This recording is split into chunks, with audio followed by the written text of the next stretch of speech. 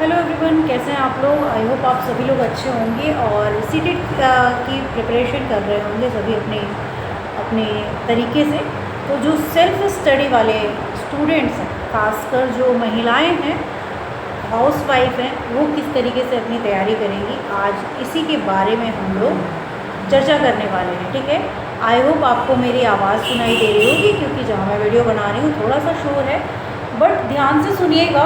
देखिए, सीटेट कोई ऐसी चीज़ नहीं है जिसे आप क्लियर नहीं कर सकते, और अभी आपका जो सुप्रीम कोर्ट का ऑर्डर आया है उसके हिसाब से आपको सीटेट क्वालिफाई करना कंपलसरी हो गया है।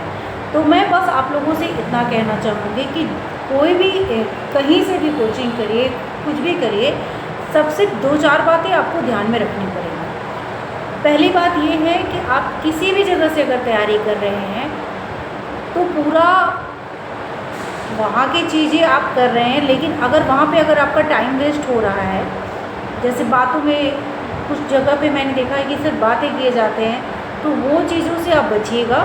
सेल्फ स्टडी को थोड़ा ज़्यादा ध्यान दीजिएगा।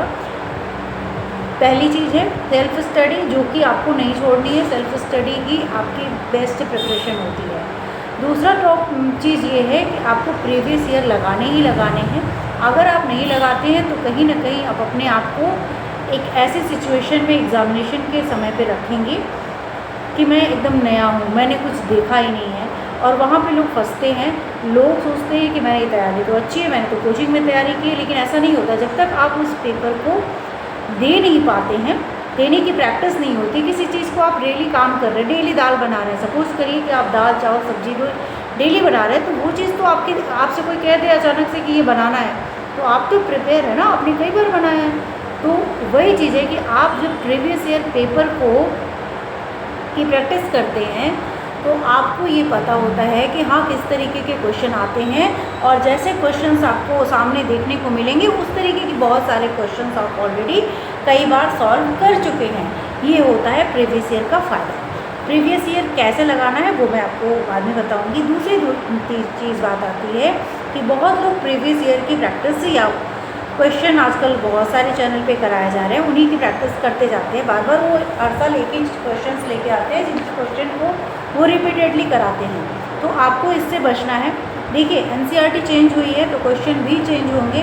क्वेश्चन के पैटर्न हर साल चेंज होते हैं। क्लासेस के बेस पे क्वेश्चन पूछे जाते हैं कि आप टीचिंग में अगर ऐसे हैं और आपके पास एक ऐसा स्टूडेंट आ गया तो आप क्या करेंगे। मतलब आपका माइंड उस समय क्या काम करेगा, वो 4-5 ऑप्शन जो आपको सब लगेगा कि सही है, ये सब चीज़ें प्रैक्टिस से आएंगी। ठीक है, तीसरी टॉपिक जो मैं बात कर रही थी वो है टाइम मैनेजमेंट। जब आप प्रैक्टिस सेट सॉल्व कर रहे हैं तो 5 सब्जेक्ट हैं आपके, 150 नंबर के क्वेश्चन के लिए 5 सब्जेक्ट होंगे, 30 मार्क्स का। तो 30 क्वेश्चंस करने में, एक पार्ट को करने में आपको घड़ी लगा के देखना है कि कितना टाइम लग रहा है। और जब आपने किया वो क्वेश्चन तो उसमें से हमारे पहली बार अगर लगा रहे हैं तो कितने टाइम में ये पेपर लगाया मैंने, दूसरा उसमें से मेरा कितना सही हुआ। तो ये धीरे धीरे समय कम होता जाएगा और नंबर ऑफ क्वेश्चन कितने सही हुए इसकी संख्या ज़्यादा होती जाएगी। तब आपके लिए सीटेट की आप तैयारी समझिए कि आपकी हो रही है। ठीक है, नेक्स्ट वीडियो में हम जल्दी ही कुछ और ट्रिक्स लाएंगे। चैनल को सब्सक्राइब कर लीजिएगा, वीडियो को लाइक कर दीजिएगा और कमेंट करना बिल्कुल मत भूलिएगा। ठीक है, मिलते हैं नेक्स्ट वीडियो में। और जितने भी लोगों की कोई भी क्वेश्चन हो सीटेट से रिलेटेड तो आप लोग कमेंट बॉक्स में ज़रूर बताएं। थैंक यू, आज के लिए इतना ही। Thank you.